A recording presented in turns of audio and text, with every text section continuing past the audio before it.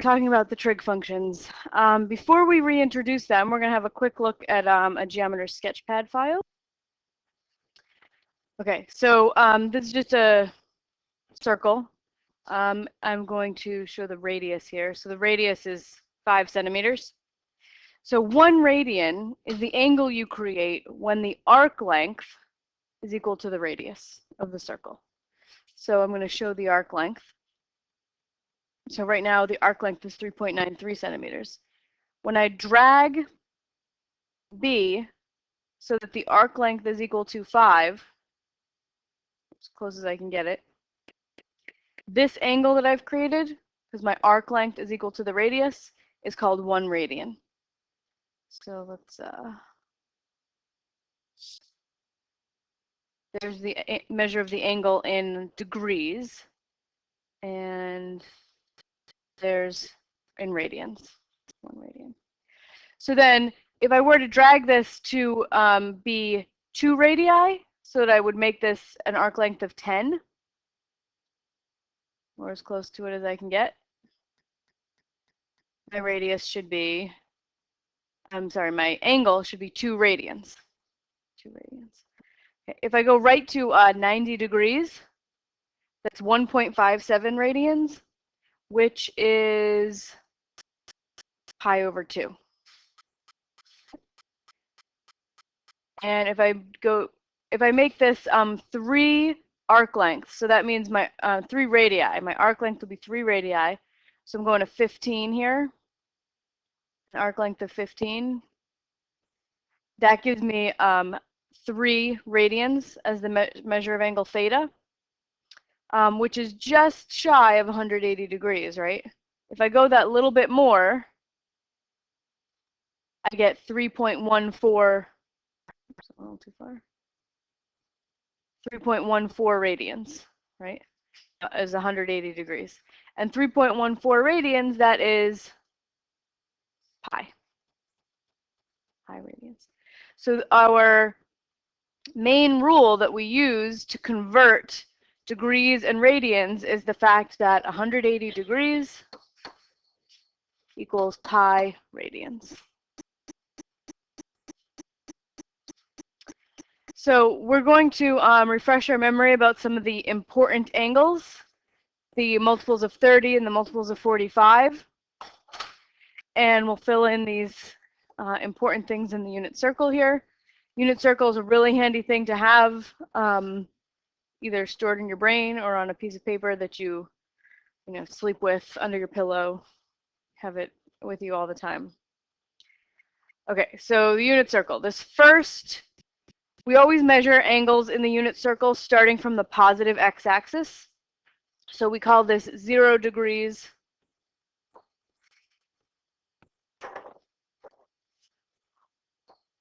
0 degrees, or 0 radians. And the unit circle is a circle centered at the origin that has radius of 1. So what are the coordinates of this point right here? 1, 0. Over 1, up 0. Okay, so filling in the quadrantal angles is easy, right?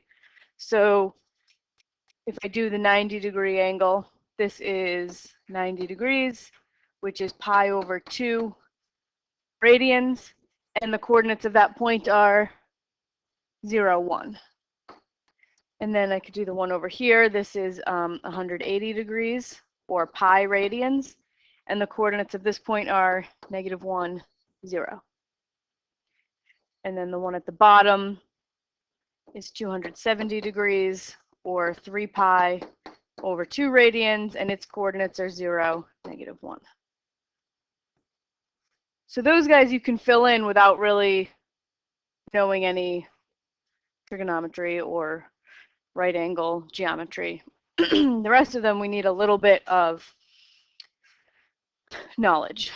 Okay. So the unit circle shows multiples of 30 and multiples of 45. So this is going to be 30 degrees, and then the next one, skip the middle one, because that's exactly half of the 90-degree angle, so that's my 45. And then if this is 30, this is another 30. They're equal. So this is my 60-degree angle. And then 30 degrees, what is that in radians? 5 or 6. And you can always do a quick little proportion, right? You can say, oh, pi is to 180 as x is to 30, right? And solve for x in radians. Radians to degrees, radians to degrees. And you solve it and you get x is pi over 6.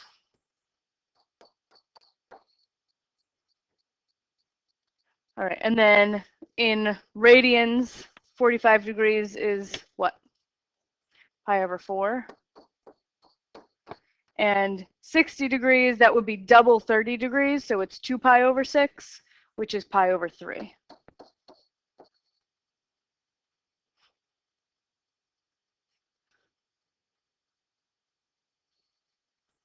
Okay, so once you have those guys, you can fill in the rest just by counting, right? Multiples of 30 or multiples of pi over 6. So we have 30, 60, 90, 120, 150, 180. So I'm just going up by 30s. 180 plus 30 is 210, 240, 270, I already have that one, 300, 330. And this could also be, rather than 0, we could also call it 360 degrees. And then we can do the same thing with the multiples of 45s. We've got 45, 90. 90 plus 45 is 135. Plus 45 is 180. Plus 45 is 225. Plus 45 is 270. Plus 45 is 315. And plus 45 is 360. I already have that one. So you can count by multiples of 30 and multiples of 45.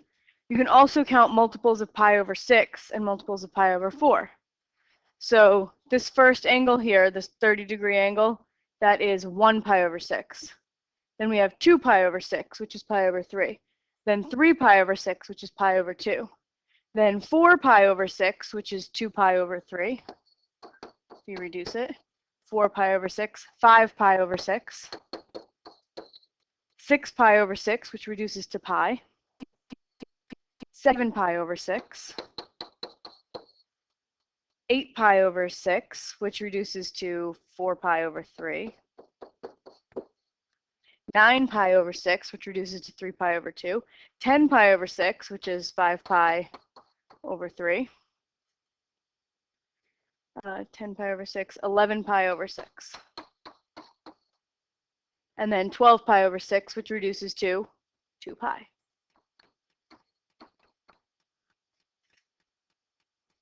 And then you can count by multiples of pi over 4 also. So we have 1 pi over 4, 2 pi over 4, which reduces to pi over 2, 3 pi over 4,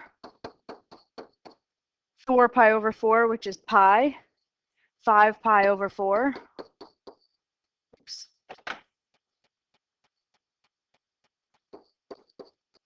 6 pi over 4, which is 3 pi over 2, 7 pi over 4, and then 8 pi over 4, which is 2 pi. Okay, so memorizing what each of the angles are is unnecessary because you can always just count them off. And then we should know these 3 coordinates. If we can figure out these 3, we can figure out all the rest just by using symmetry. So let's figure out these 3. Does anybody just remember what they are because you love the unit circle so much?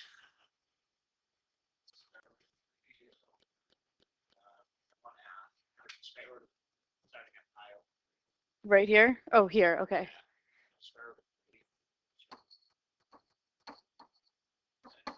One half, okay. Good.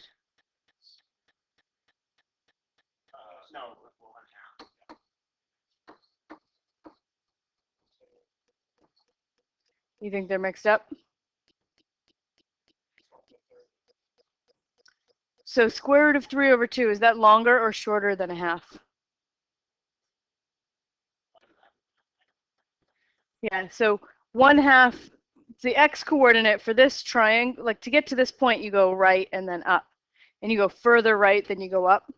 So if you can just remember which one's bigger, that's how you can remember which one goes where. So this one is √3/2, 1/2, and this one is 1/2 √3/2. All right, so just to remind you where those come from, how we get those coordinates is we use right triangles. So if I want the coordinates of this point, I drop a perpendicular down to the x-axis. And now I've got this right triangle. I know that this angle here is 30 degrees. And I know that the length of the hypotenuse is 1, because that hypotenuse is a radius of the circle. And then, if you remember your high school geometry, you know something about 30, 60, 90 triangles. Anybody remember? Or you could use right triangle trig, and you could say, well, you know, the sine of 30 is opposite over hypotenuse, and I could solve for the opposite. Also, in a 30, 60, 90 triangle, the shortest leg is always half the hypotenuse. Right, so my short leg here is half my hypotenuse, so that's a 1/2. And your long leg is always the short leg times the square root of 3. So this will be square root of 3 times 1/2, which is square root of 3/2. So that's how we get the coordinates. Radical 3/2 over, and then up 1/2. And then the 60 degree is just another 30, 60, 90 triangle. So you can do the same procedure. And then the coordinates at the 45 we get by using a special 45, 45, 90 triangle. This picture gets messy fast. So now just look at the green one. It is a 45-degree angle. Hypotenuse is 1. So in a 45, 45, 90 triangle, we don't know the two legs, so we could just say x squared plus x squared equals 1 squared, because you know, since both the angles are 45, that's an isosceles triangle. Or you could know that the hypotenuse in a 45, 45, 90 triangle is always the leg times radical 2. So you just do 1 divided by radical 2 to get the leg. And you get radical 2/2 for both of them. Kevin? All right, so for homework or at some point, if you haven't done this 50 times already in your life, you should fill in the rest of this unit circle. Okay, so we can do it all by symmetry, because say these 2 points, for example, they're the same distance over, just one went right and one went left, and then they're the same distance up. So these 2 points have the same y coordinate, and this one, though, is -1/2 because we went left 1/2 and then up √3/2. So you can fill out all of them by using the symmetry of the circle. All right, so note that in calculus, we always assume we're in radian mode unless otherwise noted. There's a very good reason for doing this that we're going to see when we look at the derivatives of the trig functions on Friday. Okay, so we want to fill in the following based on the diagram at right. Okay, so here's just a picture of a circle. It's like it's centered at the origin, angle t, radius r. What is the sine of t? y/r. Good. And the cosine of t?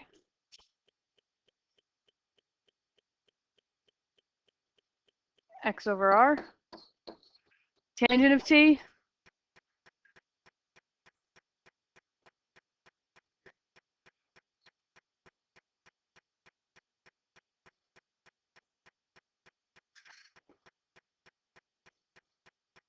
y/x. We could think of this as a right triangle, right? This is x, y, and r. So the tangent of t would be opposite over adjacent y/x. Cosecant t. r over y. Cosecant is the reciprocal of sine. Yep. Secant t would be r over x because it's the reciprocal of cosine. And cotangent t would be x over y because it's the reciprocal of tangent.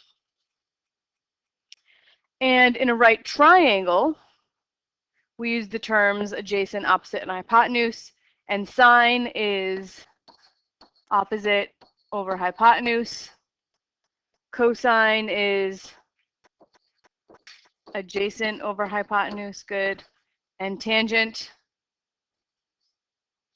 opposite over adjacent. And then the list on the other side is the reciprocals of the first three. Just flip them.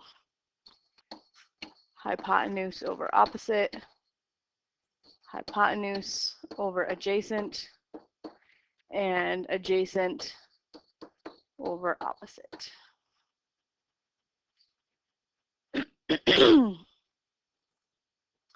All right, and then quotient identities.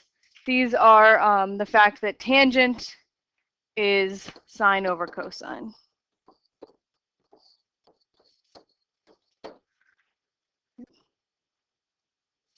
So on the unit circle, where r is 1, we would have sine of t as y and cosine of t as x, and tangent t is y over x, sine over cosine. So tangent is sine over cosine. Cotangent is cosine over sine, the reciprocal of tangent.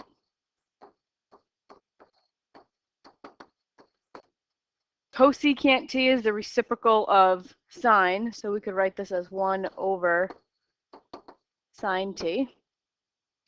And secant is the reciprocal of cosine, so this is 1 over cosine t. And then there are 3 Pythagorean identities. I only ever can remember one of them, and I always have to derive the other 2. So the most important one is that sine squared t plus cosine squared t equals 1. And that is called the Pythagorean identity because it comes from the Pythagorean theorem. If we're looking at the unit circle, this point is x comma y. So this is x and this is y and this is 1 because it's a unit circle. X squared plus y squared is 1 squared, but x is defined as cosine t and y is defined as sine t.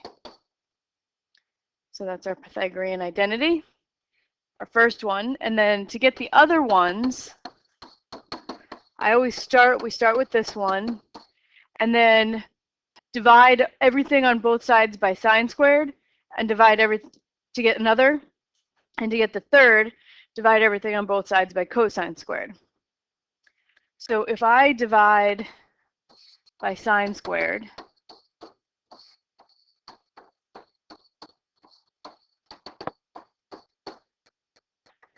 then sine squared over sine squared is 1. Cosine squared over sine squared. What's cosine over sine? Cotangent. So this is cotangent squared. And 1 over sine is cosecant. So this is cosecant squared t. So that's the second Pythagorean identity. 1 plus cotangent squared is cosecant squared.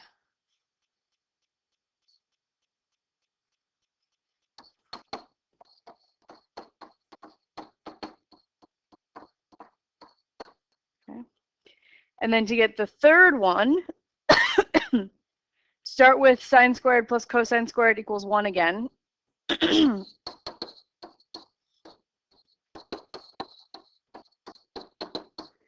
This time divide every term on both sides by cosine squared.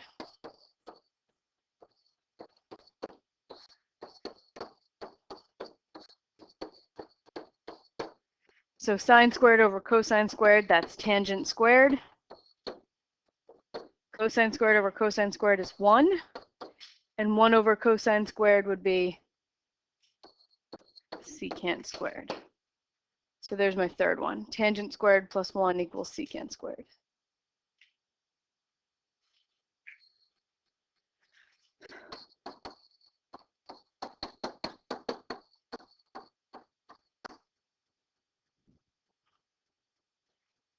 So that's my 3 Pythagorean identities.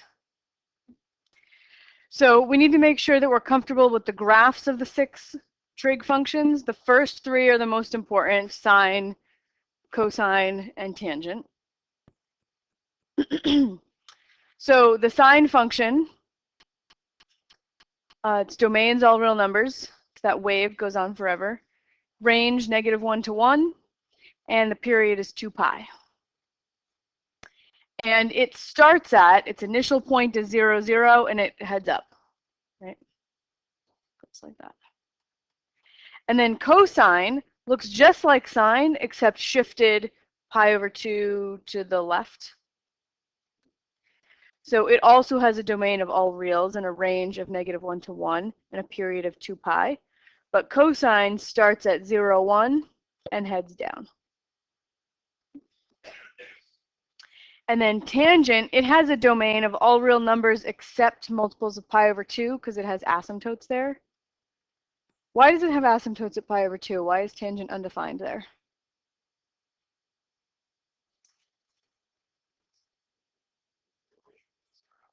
Division by 0, yeah, because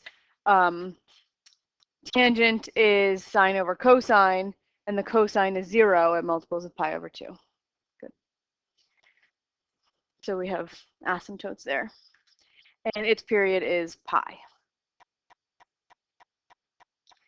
And then we have the graphs of cosecant, cosine, and tangent, which are going to be less important to know off the top of your head than the first 3. But you should have some idea what they look like.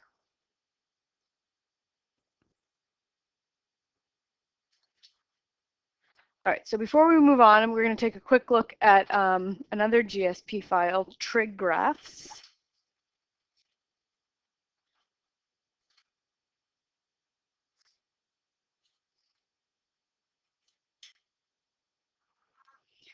Okay, so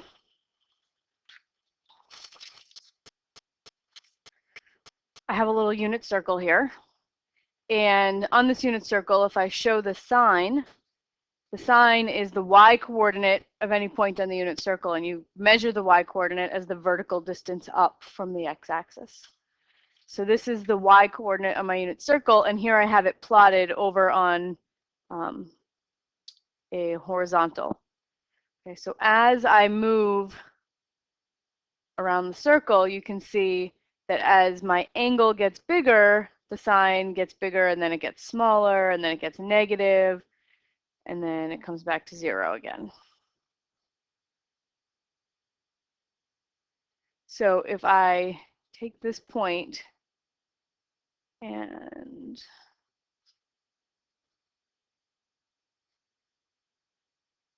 how do I do it? I want to trace it. Display, trace. Okay. So now I'm going to drag the, oops, shoot.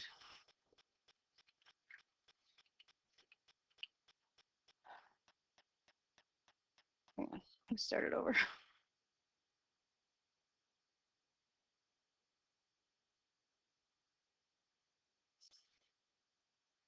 Okay, so I want to show sine. I want to trace this point.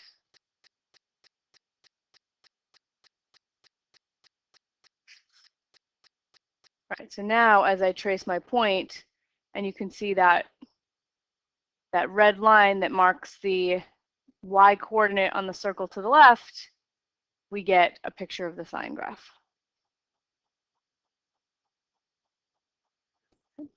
And then, okay, I'm going to hide the sine now. And I'm going to show the cosine. And the cosine is the x-coordinate on the unit circle. So it's the horizontal distance from the y-axis to a point.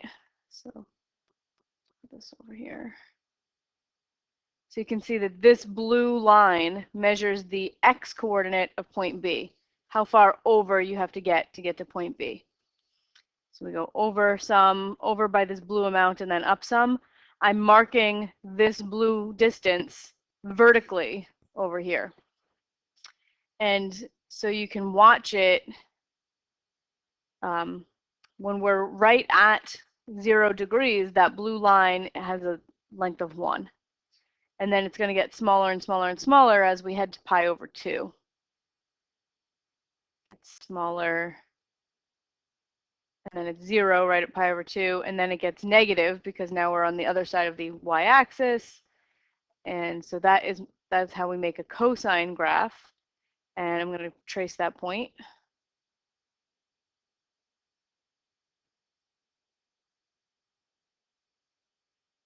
And now we've got the graph of cosine.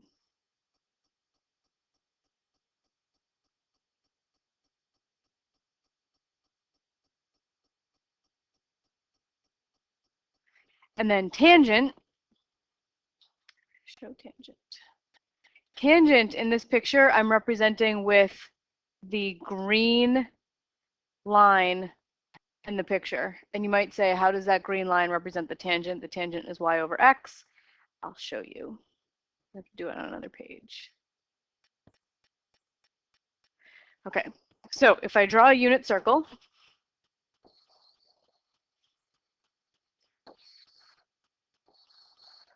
and I pick any point here, x comma y, that means I can make a right triangle where this is x and this is y and this is 1.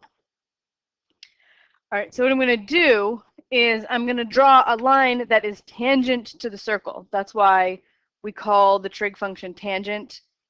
That's why it has the same name as the word tangent, meaning just touching in one place. So I'm going to draw a line that's tangent to the circle at 1, 0. And then I'm going to extend my, extend the ray that goes from the origin out to the point xy until it intersects my tangent. Should have drawn that longer. There we go. So they intersect right here.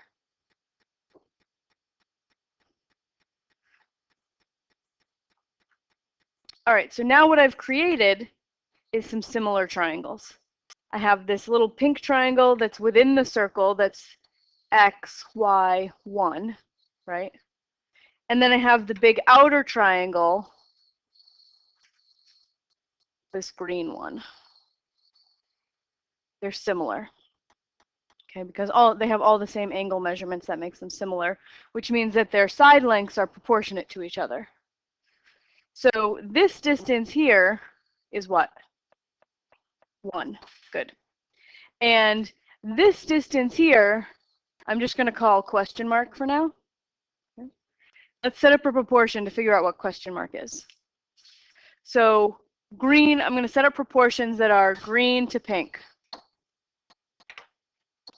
Green to pink, okay? All right, so my green length of question mark compared to, corresponds to what length in the pink triangle? Y. Okay, and then my green length of 1 corresponds to what length in my pink triangle? X. Good. Solve for question mark, and we get question mark equals y over x, and y over x is the tangent of t or theta, whatever we call it. We'll call it t. So this distance here is a geometric representation of the tangent of t. And that's why we call the trig function the tangent, because it's that line that's tangent to the circle.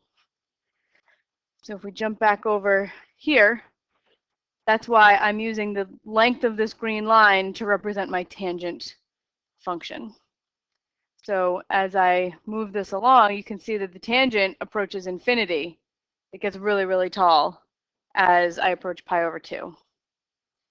And it gets really negative as I approach 3 pi over 2. So if I were to trace this point,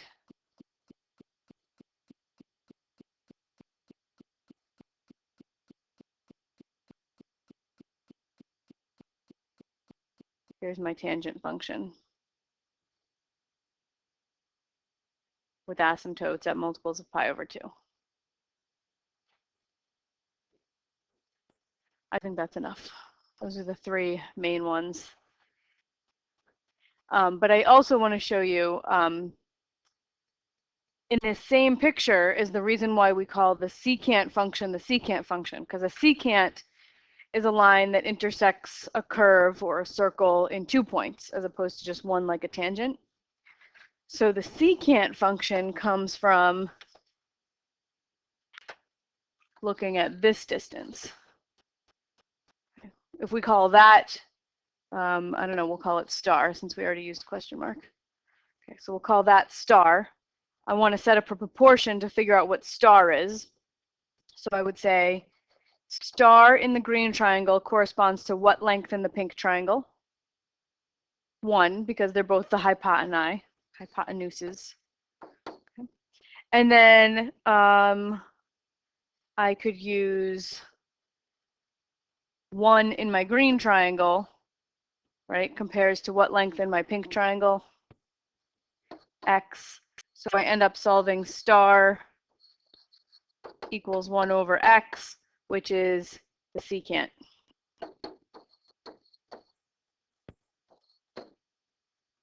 So that's why we call the secant, because it is represented geometrically in the unit circle by a secant line. Kind of neat, huh?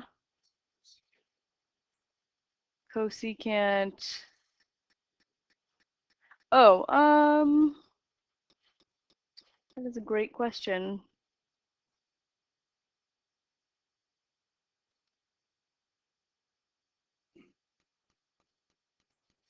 I don't know, I gotta think about it. I only ever thought about these two because it just like popped in my head, like why do they have the same names as a tangent line and a secant line? And I never thought about the other two.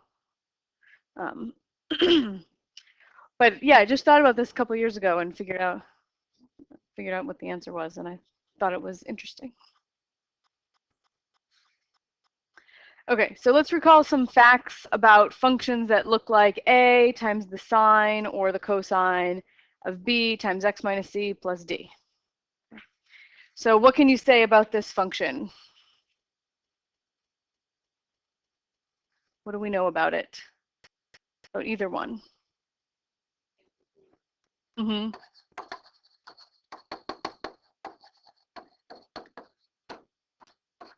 Absolute value of a, right? Because a negative would just cause a reflection. Okay, what does b tell you? Tells you about the period. How do you get the period? Is it b itself, or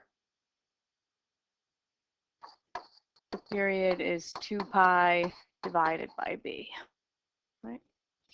What does c tell you? Horizontal shift, yeah. Horizontal shift c units. And when it's minus c, it would be shifting to the right, and it was plus c shifting to the left. Minus c right, plus c left. And then the d, what does that tell you? Vertical shift. I like to call that where the midline is, because it shifts everything, including the midline. And the midline is that halfway point between your minimum and your maximum. So d is a vertical shift.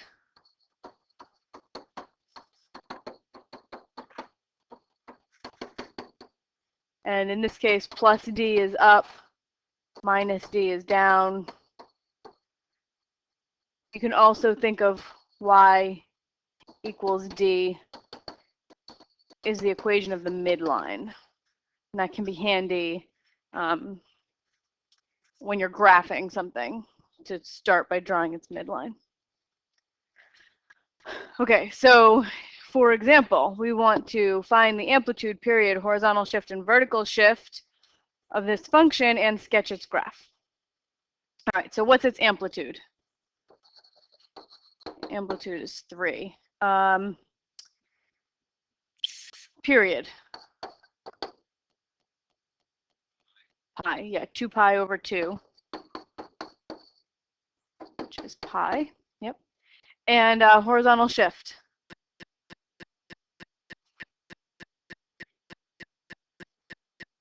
It's definitely right. And I wrote this in such a way as to trick you. Pi over 2, yeah.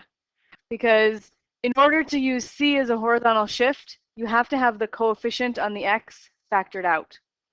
So I would have to rewrite this as -3 times the cosine of 2 times x minus pi over 2 plus 1.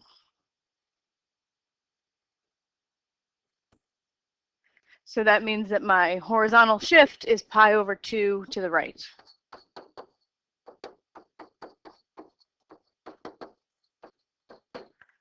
Okay, and then the plus 1, that tells me I have a vertical shift up 1.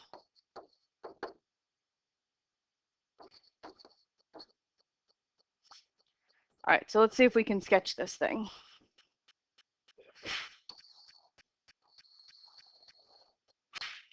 Okay, so my amplitude is 3, so I should have up 3 and down 3. Oh, actually, that's not a good way to start. Good way to start is with the midline. Okay. So my midline for cosine x is usually y equals 0, the x-axis. I'm going to shift it up 1. So I put it in with a dashed line. So here's 1. We draw on the midline. This is like my new x-axis. Okay. Then my amplitude has to go up 3 and down 3 from there. So 1, 2, 3, 4, down 3, 0, -1, -2. So that is showing my maximum and minimum heights. I've got the range drawn in there. Okay, so my period is, well, let's do my horizontal shift first. It's right pi over 2. So let's mark these by maybe pi over 4s.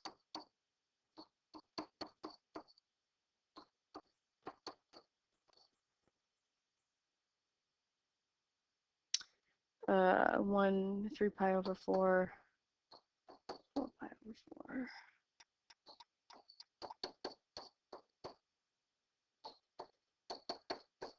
Okay, should be enough. So if I'm going to shift right by pi over 2, I'm going to put in a dashed line at pi over 2. And that's kind of like my new y-axis. Right? So I've shifted my axes up 1 and right pi over 2. And then from there, I can draw a period of pi. Okay, so my period is pi, and it's cosine, which usually starts at its maximum and goes down. But because it has a negative, well, maybe I'll just do that. I'll flip it after. So cosine generally starts at its maximum and heads down and hits its maximum again 1 period later. So pi over 2 to 3 pi over 2, that's a period of pi. It hits its minimum halfway in between, and 0 is halfway in between those. Oops. 0 is on my new x-axis. So this is the graph of 3 cosine of 2 times x minus pi over 2 plus 1.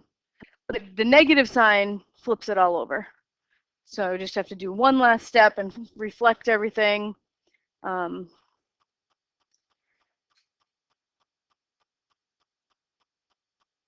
Ooh. Yeah. Yeah, okay, so I've got -2,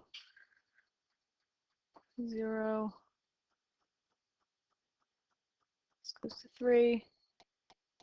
This stays 0. This goes to -2. So here's my new graph.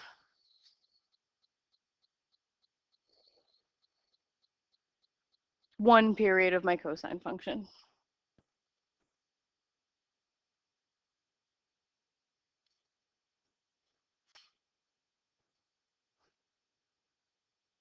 Does that make sense?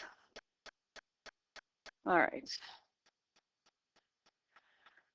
Okay, so we have a rabbit population that varies sinusoidally between 3,000 and 5,000 rabbits. The last two times the population reached 5,000 rabbits was in 1990 and in 2000. Model the population of rabbits as a function of t, the number of years since 2000. And during what year and month will the rabbit population next be 4,500? Okay, so discuss this one in your groups. Okay, let's go through it together. So we want to model the population of rabbits as a function of t, the number of years since 2000. So I'm going to draw myself a little picture. And 0 is representing 2000, right? So 1990 would be -10.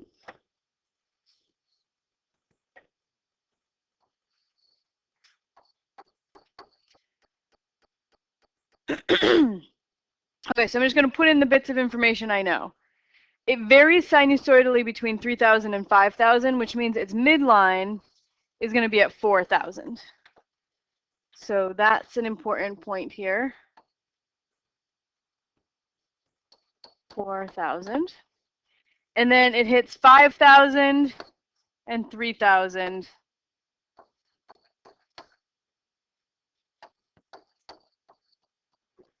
Okay. So I'm going to draw in my midline. And then in 1990 and in 2000, it hit 5,000 rabbits. So 1990 is -10, 2000 is 0, 5,000 rabbits.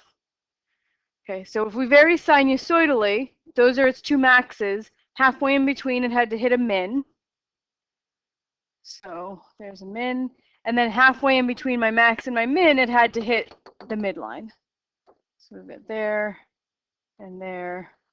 So this is one period.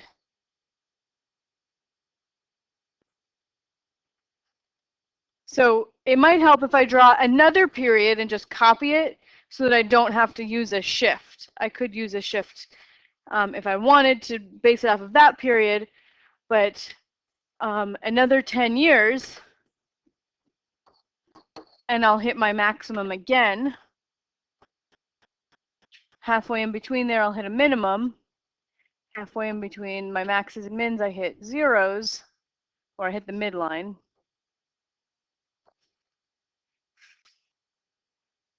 Okay. So there's another period. So if you look at the second period, would you use a sine or a cosine to model this?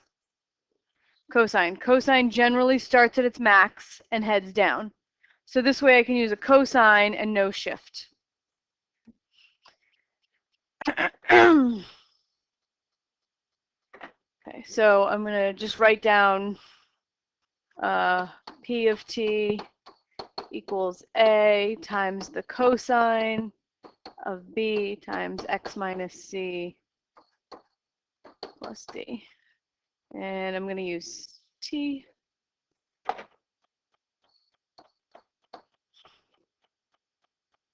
Okay, so now I just have to figure out what A, B, C, and D are.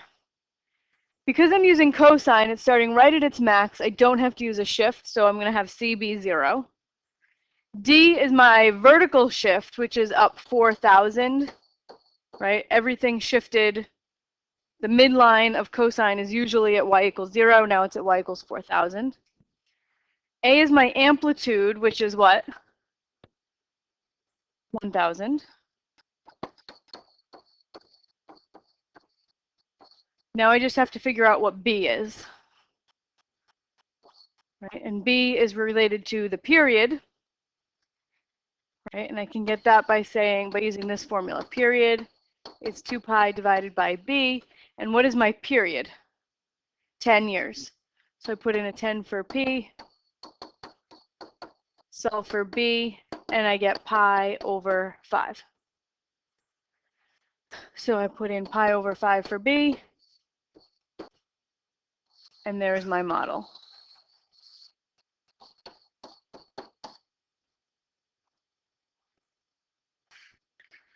All right, during what year and month will the rabbit population next be 4,500? So this is an interesting question. Do you think they mean by next? Do you think they mean after 2000 or like after today? Today? Okay, we'll do it that way. All right, so basically I want to know when will the rabbit population be 4,500? So I'm going to replace P with 4,500. And I want to solve this equation.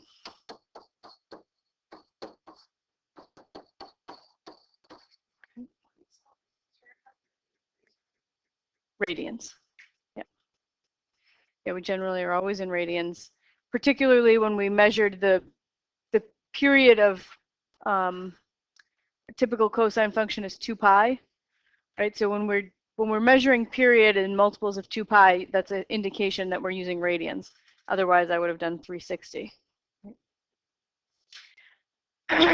Okay, so I want to isolate the cosines. I'm going to subtract 4,000 from both sides, divide both sides by 1,000, and I get 1/2 equals the cosine of pi over 5t. Okay, so the cosine of some angle is equal to 1/2. So where on the unit circle do you get a 1/2 as the value of cosine? Let's go back. My giant unit circle. Where on the unit circle do I have 1/2 as the value of cosine? 60 degrees, and again, right here, because that point's going to have the same x-coordinate as 60 degrees, and that is 300 degrees. But we're doing this all in radians, so let's say that happens at pi over 3 and 5 pi over 3, and multiples of 2 pi added to those. So you can just keep going around and around the circle and getting more solutions. So I'm going to have pi over 5t has to be, that's my angle that I'm taking the cosine of, to get a 1/2, it has to be either pi over 3 or 5 pi over 3 plus 2 pi n, right? Plus multiples of 2 pi. So then I'm going to solve this thing for t by multiplying both sides by 5 over pi, or dividing both sides by pi over 5. So if I multiply by 5 over pi, I'm going to get 5 over 3. And then when I multiply 2 pi n by pi over 5, I'm going to get 2n over 5.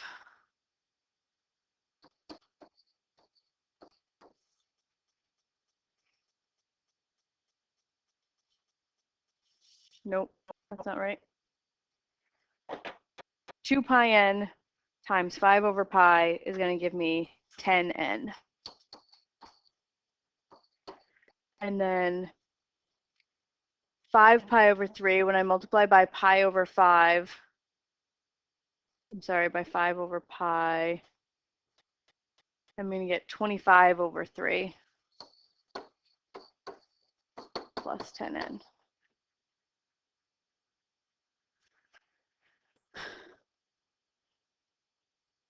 So now I just have to figure out which one of these gets me past, what n should I plug in to get past 2013?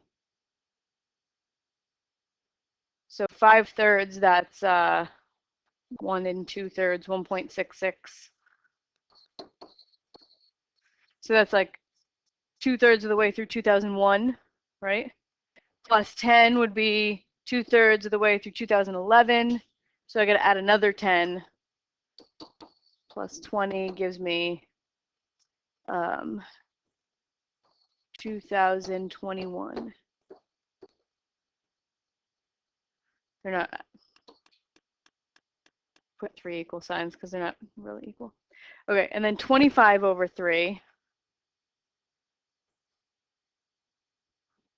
Oh, we're out of time. Hold on.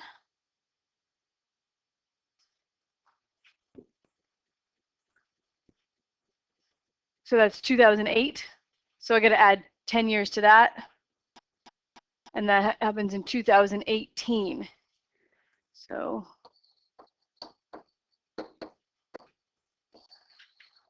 So a third of the way through 2018, that would be January, February, March, April of 2018.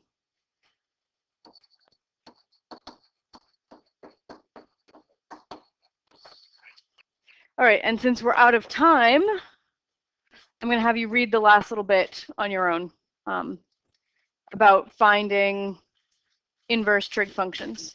Because you can see there were an infinite number of solutions, right? But your calculator will only give you one. So you have to be able to take that and expand it to the multiple.